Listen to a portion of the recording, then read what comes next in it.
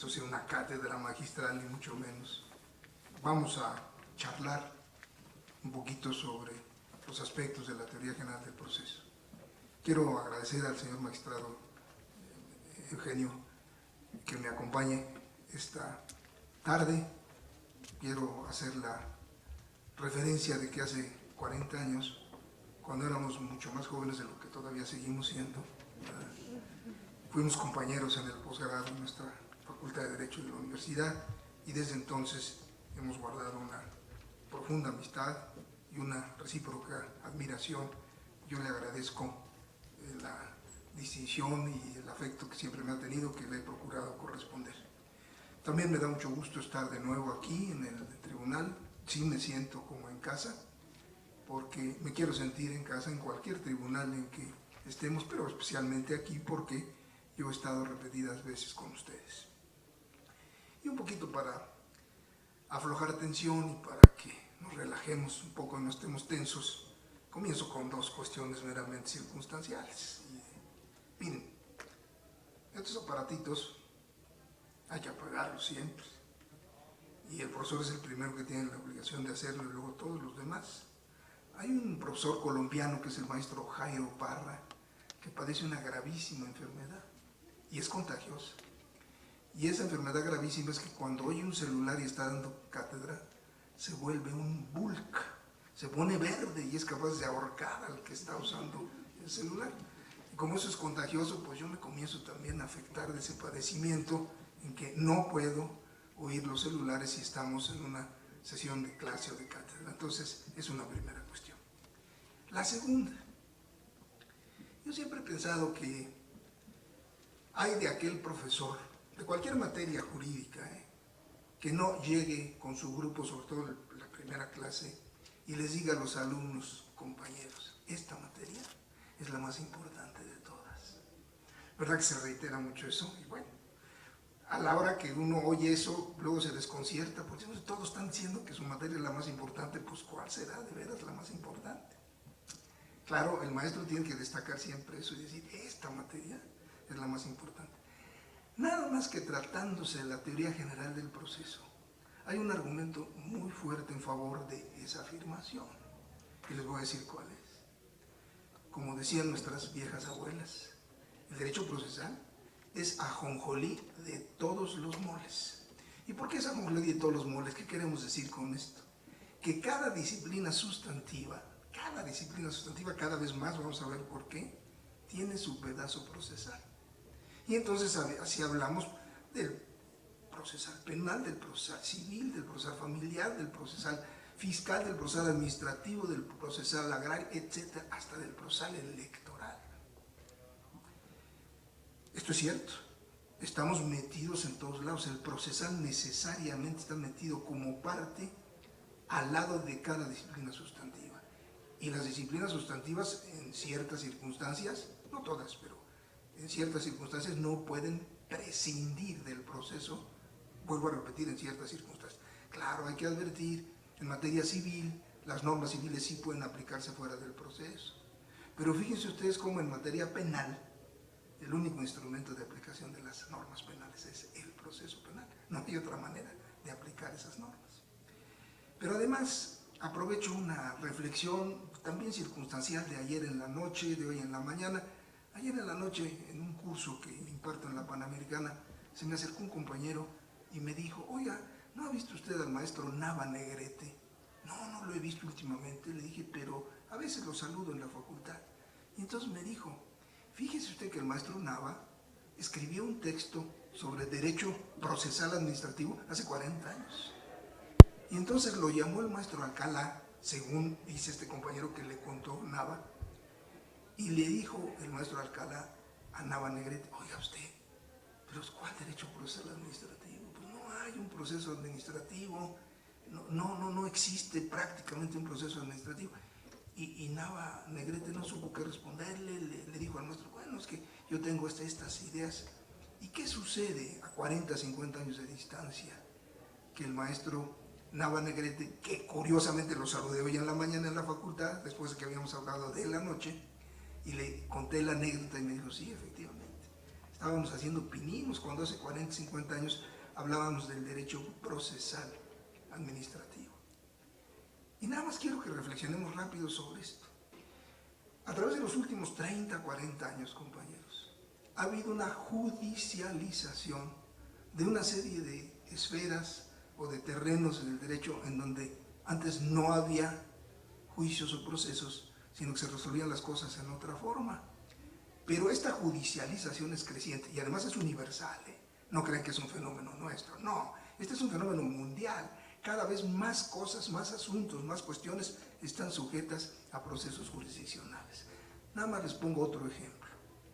Hace 30 o 40 años hubiera sido una necedad en nuestro medio hablar de derecho procesal agrario o hablar de derecho procesal electoral. Hoy no es una necedad. ¿Por qué? Porque tenemos tribunales agrarios, tenemos tribunales electorales. Un tribunal electoral hace 30 años hubiera sido imposible imaginarlo. ¿Dónde íbamos a pensar? Inclusive, casi como la caída del muro de Berlín, cuando en los años 90 alguien dijo que íbamos a abandonar la calificación, la autocalificación de las elecciones y la calificación de la elección presidencial por parte de un órgano legislativo. Y dije, no, eso no es posible. Y a los pocos años vino el cambio. Y hoy, la calificación de las elecciones es materia jurisdiccional y está en manos de un tribunal, Bueno, acaban de ver ustedes lo que ha pasado en este país cercano a Rusia, donde este candidato le han metido un veneno por allí y ha quedado muy gravemente desfigurado de la cara, lo hemos visto en los periódicos todos los días. ¿Y quién anuló un proceso electoral? Una Corte de Justicia, Hoy en el mundo, pues, hay un gran movimiento de judicialización, o sea, de solución judicial de los problemas. ¿Qué podemos decir de otra rama de enorme importancia y actualidad? El procesal constitucional. En todos los países han surgido las cortes constitucionales y nuestra Suprema Corte de Justicia, sobre todo a partir de la reforma del 96, pues se ha ido convirtiendo más en una verdadera corte de constitucionalidad, sobre todo a través de la reforma del 105, que introduce, no porque no hubiera antes conflictos de atribuciones, contiendas funcionales, como les llamaba el maestro Alcalá Zamora, sino porque también introduce la nueva acción de inconstitucionalidad. ¿Y qué son esos dos trámites? Son trámites del derecho procesal constitucional. También a veces se cuestiona si podemos ya hablar de un derecho procesal constitucional. Desde luego que sí.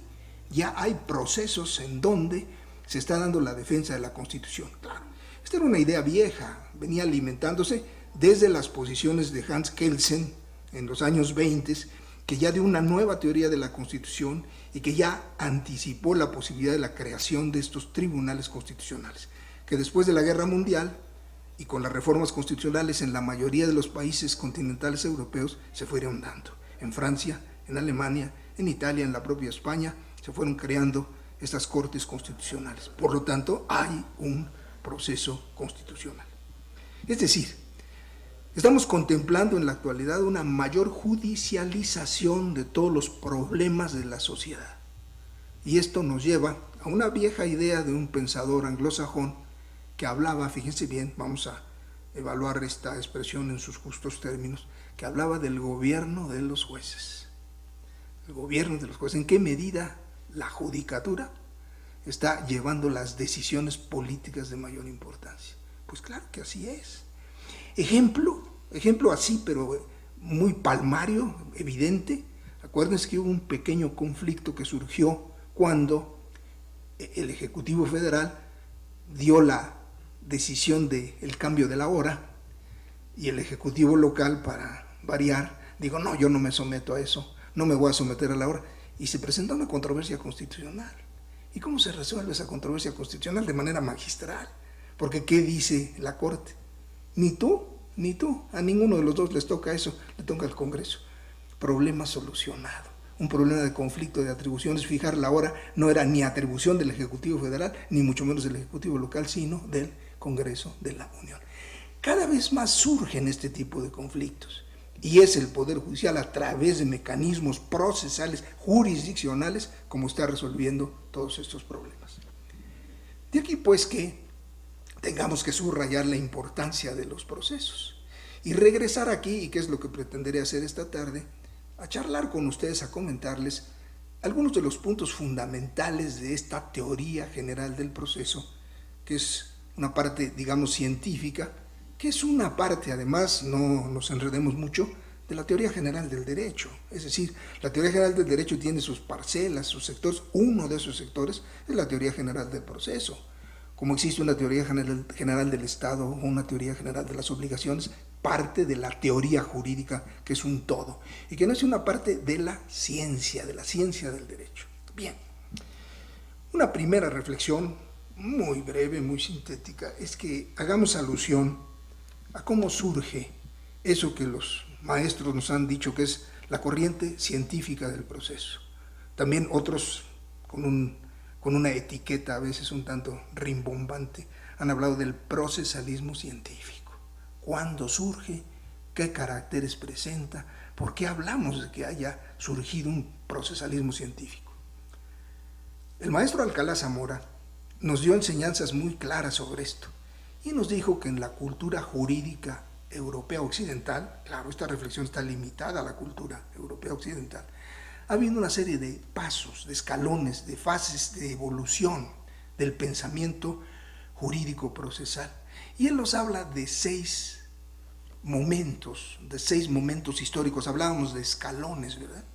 Bueno, no podemos hacer un análisis exhaustivo de estos 6 escalones, pero simplemente enunciémoslos y veamos cómo desde la antigüedad hasta los tiempos actuales se van escalonando este tipo de escuelas o de concepciones sobre el derecho procesal. La primera de estas etapas le llama el maestro Alcalá la época primitiva. Bueno, la época primitiva es la época prehistórica. Los procesos son virtual y realmente orales, y puramente orales. ¿Por qué? Porque ni siquiera existe la escritura. Son procesos prehistóricos. Y todos los pueblos de la tierra tienen rasgos comunes en estas etapas de la época primitiva. Un segundo escalón para la cultura occidental es desde luego Roma y la literatura romana. Conste que estamos hablando del aspecto procesal nada más. Y los romanos no tuvieron la concepción que hoy tenemos del derecho procesal. Ellos atendieron fundamentalmente a las cuestiones sustantivas, y aunque concebían toda una teoría de la acción, que es la teoría clásica de la acción, esa teoría de la acción era una teoría sustantivista. Y por lo tanto en Roma lo único que tenemos en materia procesal importante son obras de autores como Cicerón, por ejemplo, que simplemente daban recomendaciones a los litigantes de cómo debían plantear sus asuntos ante los tribunales. Ese es el segundo escalón. Claro, después de esto viene el colapso de Roma como imperio, vienen las invasiones bárbaras, viene la mezcla de esas dos culturas y se inicia el medievo. El medievo, que es conocido o quiere ser reconocido por algunos como una época oscurantista, como una época de gestación. Hay un fraccionamiento de la autoridad. Recordemos que todo el imperio se desquebraja, el imperio romano, y poco tiempo después, 2-3 siglos después de la caída de Roma, resulta que el latín ya comienza a ser una lengua muerta. Una lengua muerta es la lengua que ya no se habla cotidianamente, porque va degenerando el latín y van surgiendo las lenguas romances. Así surge el italiano y el español y el francés y etc. Y al igual que la lengua romana es una lengua muerta, también el derecho romano es un derecho muerto, que solamente tiene un cordón umbilical por ahí de vínculo entre la antigüedad y la modernidad, que es el derecho canónico, el derecho de la Iglesia. Pero fuera de eso, las instituciones romanas han muerto, ya no se practican, es un derecho muerto. Y surge entonces la tercera de las escuelas, el tercer escalón. Esta escuela es muy interesante porque es la escuela que llamamos judicialista. Y es una escuela que se desarrolla en la Edad Media, en los siglos XI, XII y XIII. Estos son los llamados glosadores. ¿Por qué? Porque hacen una glosa de las viejas instituciones del derecho romano. Estudian algo que ya había muerto. Y uno dice, bueno, ¿para qué? Si ya era un derecho muerto, ¿qué sentido tenía? Bueno, el sentido era su grandeza y el volver a estudiarlo. y se da un fenómeno de los más bellos fenómenos en la historia de la humanidad. Estos señores, Tancredo, Durantis, otra serie de famosos profesores, tienen tal fama y tienen tal prestigio que atraen como un imán a los juristas de todos los pueblos del mundo de entonces. Y van a dar a Bolonia, que era la universidad donde enseñaban, profesores y cultivadores del derecho de España, de Inglaterra, de Francia, de Alemania. Y van a concentrarse a oír a estos grandes profesores. Y como alguien decía, a recoger con pluma de abre y sobre pergamino las enseñanzas de estos grandes maestros. ¿De qué? Del derecho romano. Y entonces se produce, decía yo, uno de los más bellos fenómenos de la historia de la humanidad. Este fenómeno se conoce como la recepción del derecho romano. ¿Y en qué consiste la recepción del derecho romano? Que estos señores regresan a sus países, a España, a Francia, Inglaterra, Alemania, y traen todo ese caudal de conocimientos, y entonces, como el ave fénix, de sus cenizas resurge el derecho romano. Este es el fenómeno de la recepción, y es un fenómeno muy, muy interesante, muy importante. Bueno, les cuento una cosa anecdótica paralela. El profesor José Luis Vázquez Sotelo, de la Universidad de Barcelona, dice que esa recepción del derecho romano penetró en toda Europa. Llegó a Inglaterra, llegó a España, llegó a Francia, etc. Sin embargo, dice que en España hubo una pequeña parte en donde no llegó esa influencia. Nunca llegó la romanización. ¿Y qué parte es esa? Es el País Vasco. Y entonces dice José Luis Vázquez Sotelo, ¿ven por qué son así? Porque nunca los romanizaron, nunca les llegó la influencia romana a los vascos. A lo mejor esto tiene algo de serio o algo de broma, pero a lo mejor hay algo en el fondo, que no les llegó jamás la romanización a los vascos. Bueno, a propósito de Roma, compañeros, ¿cómo es importante, cómo me duele a mí a veces que quieran despreciarse los estudios clásicos, que ya no tomemos el derecho romano, que abandonemos el latín, que entonces es una cosa gravísima, porque Roma sigue siendo el faro inspirador de todo nuestro sistema jurídico. Todo lo romano es de tal importancia que a veces no cobramos conciencia de ello, por dos factores, por el derecho y desde luego también por la religión. Porque la religión cristiana se romanizó, ¿verdad? Tomó las instituciones romanas, entre otras cosas, para institucionalizarse y para proyectarse hacia el futuro. Toda la iglesia hoy, en el siglo XXI, está organizada bajo normas romanas, ¿verdad? Y por eso, cuando vamos a cualquier sierra de cualquier parte de nuestro continente y encontramos por ahí un indito descalzo o con guaraches y le preguntamos, ¿qué cosa eres tú? ¿Qué nos va a contestar? Soy católico apostólico romano, ¿verdad? El indito va a contestar eso. Quiere decir que ese indito también ha recibido una influencia de Roma, de la cultura romana. Esta es una de las cosas importantísimas, pues, de este periodo de la llamada escuela judicialista, de estos grandes profesores, y que se llamó judicialista porque el concepto central de todas las especulaciones era el de judicio, o sea, el de juicio, que tenía una equivalencia a lo que hoy entendemos por proceso. Hay un trabajo por ahí, una monografía del profesor Carneluti, que se llama Torniamo al Judicio, es decir, estamos regresando a lo que era el concepto de juicio, que es el actual concepto de proceso hoy en día. Después de esa fase vienen otras, que vamos a comentar muy rápidamente. Ya en los albores del Renacimiento viene una escuela muy significativa, que el maestro Alcalá la identificaba con este calificativo, hablaba de la escuela practicista. Es la cuarta de las escuelas o de la cuarta de las etapas. ¿Se acuerdan? Época primitiva, Roma, escuela judicialista y luego viene esta practicista. Y tuvo un gran auge a partir del siglo XV. ¿Y estos practicistas quiénes eran? ¿Qué mentalidad tenían? A ellos no les importaba ni nunca les importó la especulación científica, ni las discusiones, ni los conceptos. No. Ellos iban a lo práctico. ¿Y lo práctico en qué consistía? En dar recetas concretas de cómo debería llevarse una tramitación y acompañar esas recetas de formularios, de machotes, de esqueletos de las actuaciones. Practicistas. Esto no les importaba ni discutir teorías ni hacer especulaciones. No. Vamos a la cosa práctica y vamos a ver cómo funciona cómo se hace una demanda, cómo se hace una contestación, cómo se presenta un alegato, etc. ¿Esta escuela estará totalmente superada? No, para nada. Tenemos un cúmulo de obras hoy en día que todavía siguen estas tácticas del practicismo.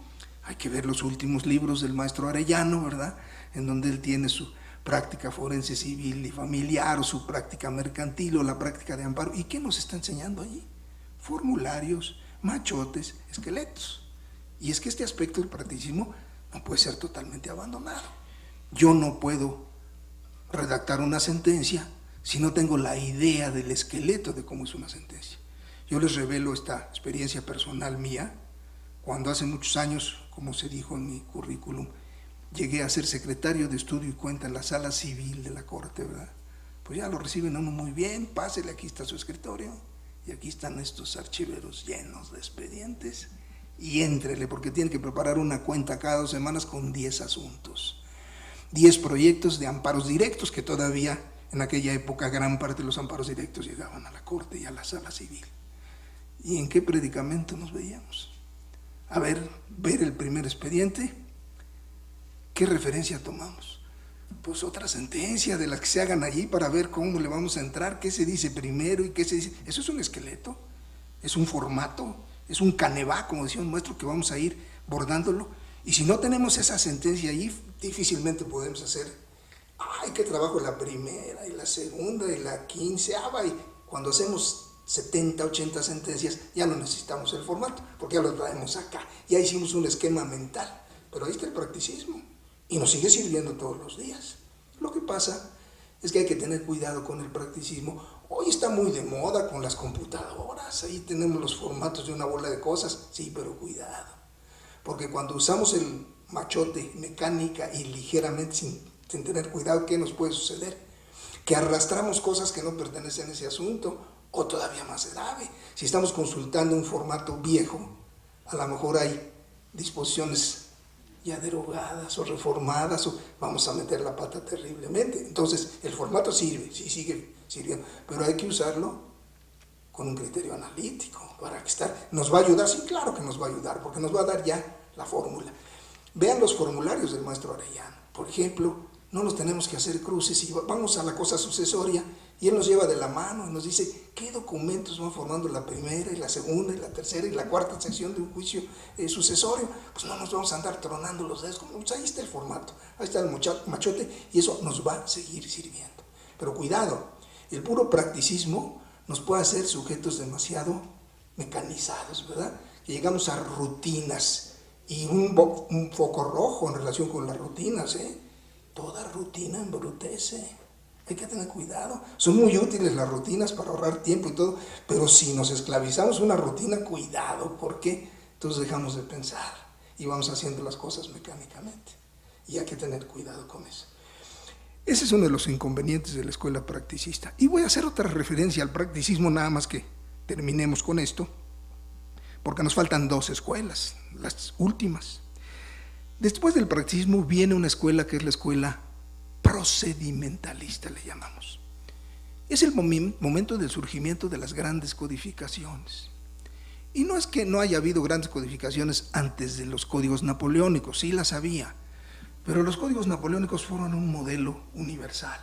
En cuanto sale la cuarteta esa de códigos napoleónicos, el civil, el penal y sus parejas, el de procedimientos civiles y el de procedimientos penales, y luego la quinta rueda del carro, decía el maestro Alcalá, el código de comercio. Y esos 5 modelos son tomados casi universalmente, porque van a dar hasta culturas tan lejanas y extrañas como el Japón, como China, como la India. Solo los anglosajones, con su common law consuetudinario, siempre tuvieron una resistencia a tomar el modelo de la codificación. Pero la codificación es casi universal. ¿Y eso provoca qué? Provoca la escuela de la exégesis, que es el análisis de artículo por artículo, ¿verdad?, de los códigos. Están las grandes obras de esos exégetas en materia procesal, la primera gran ley española del siglo XIX, que es la Ley de Enjuiciamiento de 1855, es expurgada artículo por Caravantes, ¿verdad?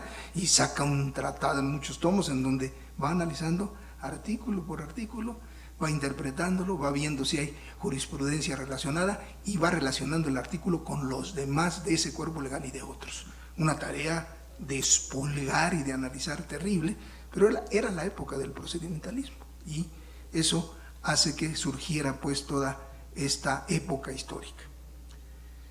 Pero a mediados del siglo XIX, por ahí en una fecha que el maestro señalaba como 1800, maestro Alcalá, 1856-57, se da una polémica en Alemania entre dos grandes profesores, que fueron el profesor Windscheid y el profesor Mutter.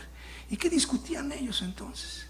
Discutían el concepto de la acción, pero discutían partiendo del concepto romano, del clásico de la acción, derivado de aquella famosa definición que todos oímos en derecho romano de Celso, ¿verdad? ¿Qué decía esa definición? Decía que la acción era el derecho de perseguir en juicio lo que nos es debido. Esa era la clásica definición de la acción. En la Edad Media los glosadores, esos señores de la escuela judicialista, le agregaron una partecita a la definición y dijeron, la acción es el derecho de perseguir en juicio lo que nos es debido o lo que nos pertenece. ¿Para qué? Para englobar derechos reales y derechos personales. Pero esa concepción que nadie discutió hasta mediados del siglo XVIII, que todo el mundo aceptó, era una concepción sustantivista, clásica, tradicional. Y estos señores alemanes, en el mejor de los sentidos lo digo, vinieron a meter el desorden, ¿verdad? Y vinieron a meter el desorden porque dijeron, cuidado, cuidado. Esa es una idea sustantivista de la acción, tan es así que con esa lógica de esa definición, quien no tenga derecho, no tiene acción. Porque la acción es el mismo derecho sustantivo en un sentido dinámico. Es derecho de perseguir en juicio lo que nos es debido. Si no se me debe nada, no tengo acción. Y los alemanes dijeron, no, esto no es cierto. E introdujeron nuevos conceptos jurídicos alemanes que no se habían considerado antes. Por ahí hay un término muy importante que es con K, la Klage, y la Klage es la queja, pero la queja en un sentido de presentar algún tipo de instancia ante un órgano gubernamental. Ese es el sentido de la Klage. Y luego crearon el vocablo Klagerecht, que quiere decir derecho de pedir, de instar o de quejarse. Para fortuna nuestra, de los latinos, todas esas cosas en alemán tan complicadas fueron traducidas al italiano, sobre todo por el maestro Chiovenda, ¿verdad?, a principios del siglo pasado. Y ya en cristiano italiano, pues ya están más cerca de nuestra cultura, ya las podíamos entender mejor, ¿verdad? Y Chiovenda tradujo ese Klagerecht por diritto di agire, y nosotros tradujimos como derecho de actuar. Decía el maestro Alcalá, de una vez hubiéramos dicho derecho de accionar. Y entonces, ¿en qué consisten las concepciones nuevas que llamamos teorías modernas o de la autonomía de la acción? Estas teorías sostienen fundamentalmente que la acción es algo diverso, distinto, autónomo, independiente del derecho de fondo. A grado tal que en la concepción nueva de la acción se llega a sostener que tiene acción como derecho de provocar función jurisdiccional aun aquel que no tenga derecho. Porque a lo que tiene derecho es al pronunciamiento jurisdiccional. Y ese pronunciamiento jurisdiccional todavía no sabemos antes cuál vaya a ser su sentido. Porque si tengo o no el derecho, pues lo va a decir la sentencia. Y la acción no es mi derecho de fondo, es otro derecho nuevo. Es un derecho de tutela jurisdiccional. Y es un derecho público subjetivo, independiente de los derechos de fondo. Yo puedo tener o no el derecho de fondo, pero siempre voy a tener el derecho de acción, que me va a determinar si tengo o no ese derecho. Es decir, es un derecho a la tutela jurisdiccional. Esa es la esencia de la nueva posición. Ahora, déjenme decirles que esto cobra una importancia muy especial, porque resulta que toda la nueva teoría científica del derecho procesal tiene su punto de partida en estas reflexiones sobre la acción. Allí surge la ciencia del proceso, la ciencia nueva. Hay por ahí otro autor alemán de unos años más tarde, von Bülow, que en el año 1876 publica un pequeño libro al que le llama Teoría de las excepciones y de los presupuestos procesales. Y esa obra ya es una obra inscrita en las nuevas concepciones del derecho procesal. Claro. El derecho procesal va a fructificar de manera muy grande en Italia ya en la primera mitad del siglo pasado, del siglo XX. Y ya hemos mencionado a Chiovenda, se le considera el padre del procesalismo italiano. Y él es el creador de toda una gran escuela del derecho procesal moderno. Y tiene como seguidores a las grandes figuras que ya conocemos y oímos muchas veces sus nombres. Por un lado, Francesco Carneluti y por otro lado, Piero Calamandrei. Pero ellos simplemente son los más grandes. Ya después viene una playa de grandes autores que van a desarrollar toda la doctrina procesal nueva durante el siglo XX. Bien, paso a otro comentario de otro grupo de temas. Vamos a avanzar en la medida en que el tiempo nos lo permita en estas reflexiones. Una muy breve consideración sobre el carácter científico del derecho procesal.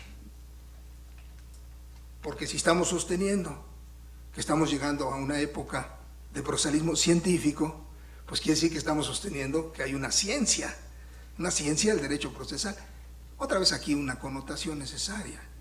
La ciencia del derecho procesal no es sino una parte de la ciencia jurídica. La teoría del proceso es una parte de la teoría general del derecho, nada más. Pero habrá una ciencia del derecho. Ya no hablemos del derecho procesal, sino del derecho. Ciencia jurídica. A veces los cultivadores de otras ramas, disciplinas, ven con escepticismo nuestra afirmación de que nuestro conocimiento tenga un carácter científico, ¿verdad? Sobre todo los científicos de las ciencias exactas, los matemáticos o los que cultivan la lógica, y no digamos también los de las disciplinas de las ciencias naturales, los químicos, los biólogos, o los mismos médicos, a veces ven así con escepticismo, ¿verdad? Aquellos dicen que están cultivando una ciencia. ¿Será ciencia eso? Y además esa crítica no es para el derecho nada más, es para las ciencias sociales en general. A veces se cuestiona mucho, y les invito a que pensemos en ese sentido crítico, si la política es una ciencia, o si la economía es una ciencia, o si el derecho es una ciencia. ¿Habrá conocimiento científico en materia económica, en materia política y en materia jurídica? Bueno, a veces no todos lo aceptan, pero yo creo que necesitamos hacer un esfuerzo. No sé si lo hagan los economistas y los políticos, a lo mejor también ellos lo hacen, pero nosotros como juristas sí tenemos necesidad de hacer un esfuerzo para ver si encontramos algo que sea la ciencia del derecho. Desde luego, una primera reflexión que es de teoría del conocimiento, es decir, de epistemología. Cuando hablamos de ciencias, hablamos de conceptos. Toda ciencia no es sino un conjunto de conceptos ordenados y sistematizados. Eso es lo que es toda ciencia. Ahora, el concepto nos da una dualidad que viene discutiéndose desde Grecia. La dualidad objeto-concepto. Y se dice que el concepto es una representación mental del objeto. Y ese concepto lo tenemos en la mente, mientras que el objeto, si es físico, está en el mundo exterior, ¿verdad? La captación de los objetos físicos para que de ellos tengamos un concepto, la logramos muchas veces a través de nuestros sentidos. Identificamos un objeto y tenemos un concepto de ese objeto. A veces pongo un ejemplo así muy rudimentario y les digo, a ver, vamos a ver el mecanismo de captación o de identificación de un objeto, porque captación sería la primera vez, pero ya es identificación cuando ya tenemos una serie de datos previos de la experiencia y simplemente nuestros sentidos nos vuelven a dar el dato de información. Yo abro la puerta de la casa en la noche y percibo un fuerte olor a cebolla. Cierro, me dirijo a la cocina, prendo la luz y veo sobre la mesa una cebolla. Ya tengo dos datos sensoriales. Ya tuve el olor y la vista. Me acerco, tomo la cebolla, ya tengo dos datos más porque truena la cascarita, ya tengo un dato auditivo, ¿verdad? Y además el tacto, esto parece cebolla. Pero me falta una cosa todavía. Y le doy una mordida a la cebolla, ¿verdad? Y entonces sí, ya tuve 5 datos sensoriales. El olfato, la vista, el tacto, el sonido y el gusto. Esto es una cebolla. Y ya identifiqué ese objeto. La captación de los objetos naturales tiene ese tipo de mecanismos. Claro que hay objetos de captación mucho más compleja y difícil. Identificar una cebolla no es lo mismo que identificar un metal o que identificar algún tipo de animal en cuanto a clasificaciones zoológicas o algún tipo de planta. Algunos de nosotros nos sacan al campo y nos enseñan los árboles y no sabemos ni cómo se llaman, ¿verdad? ¿Qué ese árbol? Pues ¿qué será? Pues quién sabe, hay que traer a un botánico para que nos clasifique, ¿verdad?, el árbol y nos diga. Todo el conocimiento humano tiene esos mecanismos, sobre todo si se trata de objetos naturales, físicos, ciencias naturales. Nada más que no todas las ciencias son naturales, porque hay otros objetos de conocimiento que no son físicos, sino que son ideales o exactos. Y ahí tenemos matemáticas y lógica. Allí no se trabaja con objetos físicos, se trabaja con objetos ideales creados por la mente del hombre. Ahí están los a priori, ¿verdad? Pero todavía nos falta otro tercer sector, que no es ni objetos materiales, ni tampoco objetos meramente ideales. Son los fenómenos de la vida, de relación entre los hombres. Y llegamos al tercer tipo de objetos de conocimiento, que son los sociales. Y de ahí que tengamos en todas las universidades del mundo una clasificación tripartita de todas sus facultades y de todos sus institutos. Ciencias, ¿verdad?, de la naturaleza, ciencias exactas y ciencias sociales. ¿Por qué? Porque el objeto de conocimiento de nuestra disciplina es los fenómenos sociales, como lo es de la política, como lo es de la economía también. Y voy a otra consideración muy general necesaria. ¿Saben ustedes que cuando alguien nos pregunta, y nos siguen preguntando, ¿verdad?, a nosotros que somos juristas o somos estudiantes de derecho, o se presume que sabemos algo de derecho, y alguien se nos acerca y nos pregunta, ¿qué cosa es el derecho? Y verdad que tenemos esculpida a través de toda nuestra vida escolar y toda una respuesta a flor de labio, porque inmediatamente vamos a contestar: el derecho es un conjunto de normas. Eso nos dijeron nuestros maestros y eso seguimos repitiendo, ¿verdad? Y luego ya esas normas les damos una serie de características o rasgos, sobre todo para distinguirlas de otras normas sociales, como pueden ser las del trato social, las morales, las religiosas. Y ya nos quedamos muy tranquilos y muy contentos definiendo el derecho así: conjunto de normas. ¿Cierto? Sí, sí es cierto, pero cuidado, parcialmente cierto. Una noción, un concepto del derecho que se limitara a las puras normas sería un concepto muy pobre, un concepto trunco de lo jurídico. El derecho es mucho más que puras normas. Y entonces esto nos lleva a una consideración general que les pido que hagan conmigo. Fíjense cómo, aparte de las normas, tenemos otros dos planos muy importantes. Un plano que es el plano conceptual, que en un sentido metafórico lo ponemos arriba, aquí no hay ni arriba ni abajo, pero en fin, para esquematizarlo decimos: arriba están los conceptos, luego las normas, pero luego en un tercer plano está el mundo de la realidad, el mundo fáctico, el mundo de los hechos. Y el derecho está en las tres partes, por favor, porque hay conceptos jurídicos, obviamente que hay normas jurídicas, pero también hay conductas jurídicas. Y el derecho está en las tres partes. Tan es así que, si volvemos a pensar en la ciencia del derecho, la ciencia del derecho está en el primer plano, está en el plano conceptual. ¿Y qué va a ser la ciencia del derecho? Como lo decíamos hace un momento: el conjunto de conceptos ordenados y sistematizados, ¿referidos a qué? Referidos a las normas y referidos a las conductas jurídicas. Es decir, el derecho son los tres planos, no nada más uno. No es cierto que el derecho sea puras normas, no. El derecho son conceptos, ciencia jurídica, y el derecho son realidades. Bueno, de esta idea de los tres planos se desprenden una serie de consideraciones muy complejas que voy a tratar de comentarles y les ruego que las piensen conmigo. Una primera pregunta que nos haríamos es esta: ¿es posible que en un momento dado pudiera llegar a sostenerse que alguno de esos planos es más importante que los otros, o es determinante para ser factotum? Y si lo pensamos bien, tendríamos que decir no, en términos generales no, porque se van combinando, van siendo interdependientes esos tres planos. Sí, en un sentido contingente histórico. Hay veces que en un momento dado, sí, en alguno de los tres planos, surge una influencia que va a ser determinadora de los otros dos. Y voy a poner tres ejemplos muy rápidos. Uno de ellos que ya mencionábamos hace un momentito. En 1920 Hans Kelsen tiene dos aportaciones fundamentales a la doctrina jurídica. Una es su teoría sobre llamada teoría pura del derecho, que es una teoría lógica formal para captar las concepciones y que tiene como finalidad primordial el despojar la reflexión lógico-jurídica de elementos ideológicos. Por eso le llamó teoría pura del derecho. Toda la ideología debe ir a un lado. Bueno, por ahorita esa parte no hacemos alusión a ella, es muy importante de la filosofía jurídica de Kelsen.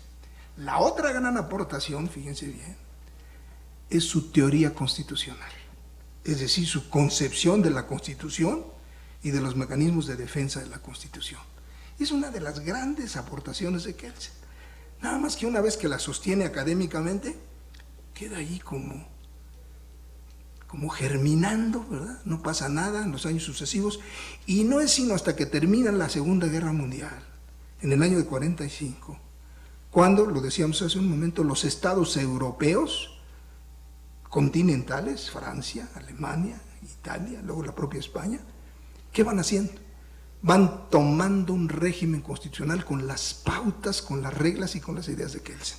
O sea, ahí tenemos un ejemplo de cómo en el campo de los conceptos se produce esa teoría y eso va a impactar al campo normativo y desde luego también al campo fáctico. Segundo ejemplo, codificación. Ya hablábamos de la codificación napoleónica, dada a principios del siglo XIX. Esa codificación florece, surge en los primeros 10 años de ese siglo. El primer código es 1804, como ustedes saben, y luego le suceden los otros 5. Los 2 procesales, el penal y el de comercio. ¿Y qué pasa? Que eso se da ¿en qué campo? En el normativo, porque son nuevas leyes. ¿Y qué van a impactar? Van a impactar la doctrina, desde luego, y van a impactar las conductas o el mundo de la realidad. Y el tercer ejemplo, rápido. ¿Cuándo vendrá la influencia determinante del campo fáctico y va a impactar al campo normativo y al campo conceptual? Toda revolución triunfante, por favor, ¿eh?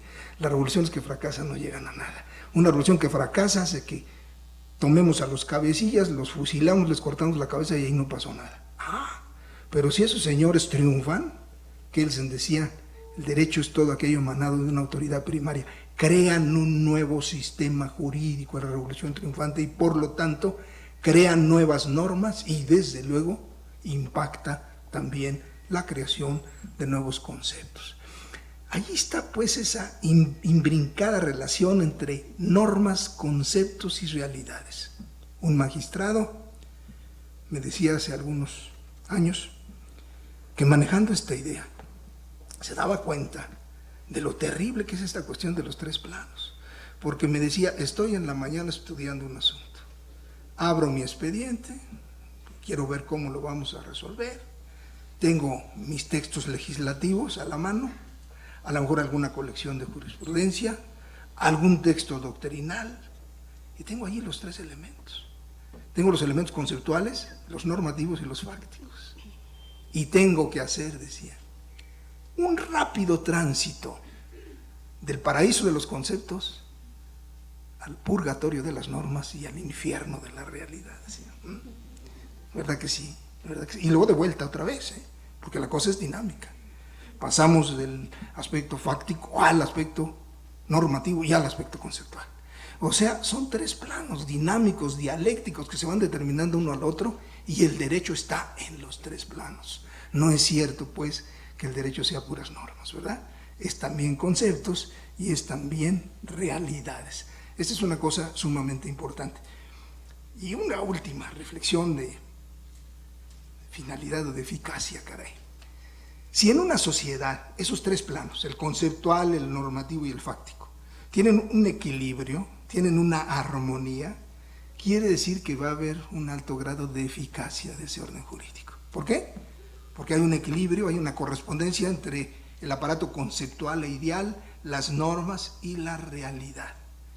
Una sociedad ideal, una sociedad progresiva, una sociedad en paz, equilibrada, justa, etcétera, tendría que tener un equilibrio y una armonía en esos 3 sectores. A medida que ese equilibrio no se dé, quiere decir que habrá una disfunción de todo el sistema jurídico y que habrá problemas graves cuando hay inconsecuencias o faltas de correspondencia entre los cuadros conceptuales, los normativos y la realidad. Y voy aquí a dos ejemplos de dos viejos maestros nuestros. El maestro García Maínez, cuando, tomando una idea de Norberto Bobbio, simplemente ponía el ejemplo de que toda normativa es una teoría del orden, y hablaba de la normativa de ordenación de una biblioteca, y hablaba de una biblioteca nórdica, de un país del norte de Europa, de Alemania, de Suecia, etc. ¿Y qué nos decía? Me paro una mañana en esa biblioteca y voy a familiarizarme con los criterios de ordenación. ¿Qué son los criterios de ordenación? La normativa, que me está diciendo cómo están clasificados, cómo están ubicados todos los libros que están en esa biblioteca. Regreso a la mañana siguiente, ya que me había familiarizado con ese criterio de ordenación, ¿y qué me encuentro? Que esos criterios de ordenación están perfectamente correspondidos, con un altísimo grado de eficacia, con la ordenación de la biblioteca. O sea, como decían también nuestras abuelitas, un lugar para cada cosa en su lugar. Perfecto aquello, funciona a las 1000 perfecciones. Me voy muy contento y trabajé muy bien, ahí estuve una semana. Pero poco tiempo después, regreso, no mencionemos país para no herir susceptibilidades, pero es un país tropical y guapachoso, ¿verdad? Y también voy a una biblioteca. Y también me familiarizo con el sistema y veo que hay un criterio de ordenación. Regreso al día siguiente y ¿qué me sucede? Que no tiene eficacia aquello. El criterio existe, pero el 60% de los libros están fuera de su lugar, están mal puestos, están en el suelo, se perdieron, etc. ¿Qué pasó con ese sistema? El sistema existe, pero no está correspondido por la realidad que trata de ordenar. La conclusión a la que llega García Maínez después es terrible, es lapidaria, porque dice, lo que pasa con las bibliotecas también pasa con los sistemas jurídicos. Quiere decir que hay sistemas jurídicos en donde el equilibrio y la armonía es muy, muy fuerte, y otros en donde hay desajustes y desequilibrios brutales, ¿verdad? Bueno, y voy con otro brutal ejemplo que nos ponía el maestro González Bustamante, todavía mucho más fuerte, mucho más duro, mucho más pesado. ¿Qué nos decía él? Nos decía, compañeros, vean su constitución. Es una de las mejores constituciones del mundo, por su estructura técnica, por su ideología, por la perfección. Es una gran constitución. Es un verdadero sombrero de copa, puesto en la cabeza de un indio descalzo, decía el maestro Gonzalo Bustamante. ¡Qué cosa tan brutal! ¿Qué quería decir eso? Que la perfección de nuestra constitución estaba en la cabeza de un indio que no tiene calzado, porque la realidad social no está correspondida con todo el marco conceptual y dogmático de la Constitución y de toda la normativa y de todas las concepciones. El maestro Gonzalo Bustamante no es posible que reviva, pero si imagináramos que reviviera, a lo mejor hoy le podríamos decir, mire maestro, ya pasaron 50 años de que usted nos decía esa cosa tan terrible, y queremos decirle algo. Ya no es de copa nuestro sombrero, está decoroso, sí, pero ya es un sombrerito así más modesto. Y otra cosa, maestro, nuestro indio ya trae guaraches, maestro, ya trae guaraches. Vamos a achicar, a acercar un poco esa brutal diferencia entre ese marco dogmático y conceptual de la ciencia y de las normas y una realidad distante de ese marco ideal, de esa teoría del orden que de todas maneras es todo derecho. Reflexionemos sobre eso porque pues nos va a dar una pauta para calificar la eficacia de nuestro orden jurídico, si sirve o no para algo. 2 o 3 consideraciones más porque el tiempo se nos va agotando, tenemos otro pequeño cuarto de hora. Voy a tratar de hablarles de una serie de cosas fundamentales. Me importa mucho subrayar que los maestros desde Quiovéndar estuvieron muy preocupados por una idea importante, que es la idea de los conceptos fundamentales de esta ciencia, que es la ciencia del derecho procesal. O sea, aquella vieja idea aristotélica de las categorías. En la lógica aristotélica, una categoría es un concepto de superior jerarquía a otros. Y por lo tanto, esos otros conceptos le están subordinados o se derivan de ese concepto general. Bueno, esto tiene mucho que ver inclusive con los métodos del conocimiento, con la inducción y con la deducción, porque acuérdense, y con el método analítico y el método sintético, que uno es inductivo y el otro deductivo. Cuando tenemos un todo y lo descomponemos en sus partes, hacemos un análisis y hacemos una deducción porque partimos de una cosa general y la descomponemos en sus partes. Cuando tenemos la dirección metodológica contraria, tenemos partes dispersas y entonces las unimos en un todo. Eso es inducción y es un método de síntesis, ¿verdad? Análisis, síntesis. Cuando a un niño le ponemos un rompecabezas sobre la mesa, lo estamos induciendo ya a que comience a utilizar esta metodología, porque el rompecabezas está completo, desbarátalo, es decir, un todo, descompónlo en sus partes. Ahora vamos al revés, ahora vamos a armarlo otra vez. Inducción, deducción, síntesis, análisis. Y eso están presentes en todo tipo de investigación científica, en todo tipo de ciencia. Simplemente pensemos en la medicina y pensemos que el primer curso que se les da a los estudiantes de medicina es anatomía descriptiva. ¿Qué dirección metodológica tiene? Es tomar un todo que es el cuerpo y descomponerlo en sus partes. Y estudiar los huesos, los músculos, los nervios, y descomponerlo para verlo en su... De ese todo, descomponerlo en sus partes y entenderlo. Pero luego viene otra parte que tiene la dirección metodológica opuesta. Y esa es la fisiología, que van a tener ellos ya en el segundo año. Porque ahí tienen que ver todos esos elementos otra vez unidos y funcionando. Anatomía, fisiología. En la gramática tenemos la sintaxis, que es juntar diversos elementos para hacerlos funcionar unidos. ¿Y cuál es la otra parte? El análisis gramatical. Cuando tenemos una frase dada y la descomponemos en sus partes. Esto es inducción y esto es deducción. Y tiene que ver con las categorías, porque se dice que hay categorías máximas en cada ciencia. Nuestros maestros de filosofía, de introducción al derecho, ¿cómo nos repitieron aquello de que había una categoría jurídica fundamental? Es posición kelseniana, claro, pero ha sido muy aceptada y es difícil de rebatir. ¿Y en qué consistía esa categoría jurídica fundamental? Si ustedes recuerdan, se nos decía que esa categoría era el concepto de norma jurídica. Y se nos dijo que de ese concepto de norma jurídica se iban a derivar y se iban a deducir todos los conceptos de la ciencia jurídica. Esto no es aceptado por todas las corrientes doctrinales, ni mucho menos, pero sí es una de las posiciones más fuertes de explicación de la estructura conceptual de lo jurídico.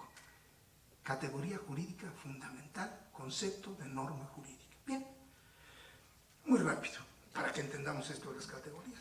Hace un momento decíamos que toda ciencia tiene categorías, conceptos básicos, de los cuales se van a deducir o se van a desprender todos los demás. Nada más quiero poner dos ejemplos rápidos. Trigonometría. Es una parte de la geometría, desde luego. Pero ¿cómo es posible que el hombre haya creado toda una ciencia para estudiar los malditos triángulos? Y yo no sé si a ustedes les haya tocado cursar esa materia, a mí todavía me la zumbaron en la secundaria, ¿verdad? Estudiar los triángulos. Y nos preguntamos, ¿habrá una categoría trigonométrica fundamental? Claro que sí, es el concepto de triángulo. Porque de ese concepto de triángulo se van a derivar y se van a deducir todos los demás conceptos de la trigonometría. Que si hablamos de el cateto mayor y el cateto menor y la hipotenusa y las tangentes, y luego llegamos a esa cosa horrible que son los logaritmos, ¿verdad? Unas tablas numéricas espantosas, ¿verdad? ¿Qué es todo eso? Todo está relacionado con los triángulos. Y hay una categoría fundamental que es el concepto de triángulo. Si pasamos a la gramática, ¿habrá categorías gramaticales ahí? Sin lugar a dudas. Son los conceptos que se van a marcar en todas las lenguas. Sustantivo, verbo, adverbio, adjetivo, preposiciones, qué sé yo, conjugaciones, declinaciones, todo ese aparato conceptual es categorial y nos va a servir para explicar cualquier idioma, porque vamos a brincar de uno a otro con el aparato conceptual que es a priorístico y que es categorial. Esas son las categorías. Y entonces la pregunta que nos tenemos que formular aquí para llegar a una conclusión general es si en el derecho procesal como ciencia puede haber categorías. Esta es una vieja preocupación y la voy a ligar con algo muy importante, porque ese maestro Chiovenda, del que hemos hablado varias veces, En 1903, febrero de 1903, o sea, hace 102 años, ¿verdad? Hace 2 años fue la ceremonia conmemorativa de los 100 años de ese famoso discurso pronunciado por Chiovenda en la Universidad de Bolonia. Un discurso con características especiales, se le llama prolusión inaugural de cursos. Y el primer día de clases en las grandes universidades tradicionales europeas como Bolonia o como puede ser Heidelberg o la Universidad de París o las viejas universidades, el primer día de clases, con el rector presente y todos los directores y con un gran platillo, bombo y platillo, hay un profesor que va a dar su cátedra inaugural. Es obvio que le avisan como un año antes, ¿eh? Y además no siempre va a ser un jurista, a veces será un astrónomo, un médico, un físico, etc. Pero ese año le toca a Chiovenda dar su producción. ¿Y sobre qué habla? Presenta un bellísimo trabajo que lo intitula La acción en el sistema de los derechos. Ya trae toda la doctrina alemana detrás, ¿verdad? Pero ahí por primera vez Chiovenda dice, los conceptos básicos de esta futura disciplina, la llama así porque está en formación, van a ser los conceptos de acción, de jurisdicción y de proceso. Ahí está por primera vez enunciada esa tesis de que hay 3 conceptos fundamentales y que esos 3 conceptos fundamentales van a gobernar toda la nueva ciencia del derecho procesal. Esta idea no la desarrolla Chiovenda. El maestro Alcalá Zamora lamenta que Chiovenda se haya quedado a medio camino en esta afirmación. Y no son sino los seguidores de él y la doctrina que desarrolla a través de todo el siglo los que van a ir precisando estos conceptos. Ya hay un autor argentino en la década de los 20, Bertolino y Ferri, que escribe un trabajo que llama La trilogía estructural del proceso. El maestro Humberto Briceño, en los años 50, escribe su tesis doctoral intitulándola Las categorías institucionales del proceso. Y el maestro Alcalá Zamora, en su obra que es Proceso, Autocomposición y Autodefensa, hace una muy bella exposición respecto a la problemática de estos 3 conceptos: la acción, la jurisdicción y el proceso, que son las piedras angulares, que son los conceptos básicos que es necesario tener muy claro en su proyección y en su significación para tener esta idea, repito, general del proceso. Una última reflexión, también de Alcalá. Una de las aportaciones esquemáticas más valiosas del maestro Alcalá fue su idea del hexágono procesal, que salió hasta la segunda edición de su obra ya en los años 70. Y él se hace 6 interrogantes y trata de contestarlas, y en esta figura geométrica del hexágono, los 6 interrogantes en sus respuestas serían parte fundamental de toda la teoría procesal, de toda la teoría general del proceso. Las 6 interrogantes son estas: el qué del proceso, desentrañar la naturaleza de este fenómeno; el cómo del proceso, las formas y los procedimientos relacionados con el proceso; el cuándo, que se refiere a la temporalidad y a los institutos que están ligados con esta temporalidad; el dónde, que se refiere al lugar en donde debe desarrollarse el proceso; la pregunta de los quiénes, que se refiere a los sujetos que van a intervenir en el proceso, desde luego las partes, el órgano jurisdiccional, pero también todos esos terceros ajenos a la relación sustancial que teóricamente vienen a ayudar, pero que a veces vienen a estorbar y a entorpecer, eso ya lo sabemos, ¿verdad? Y luego, 2 interrogantes más, que es la referida al para qué del proceso, es decir, ¿para qué sirve el proceso? ¿Qué finalidad cumple? ¿Es eficaz o no como un medio de solución de la conflictividad?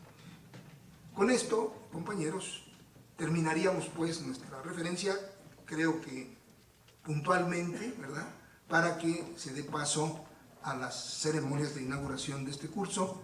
Yo agradezco mucho la atención que se han sabido prestarme y me da mucho gusto estar otra vez aquí de nuevo con ustedes.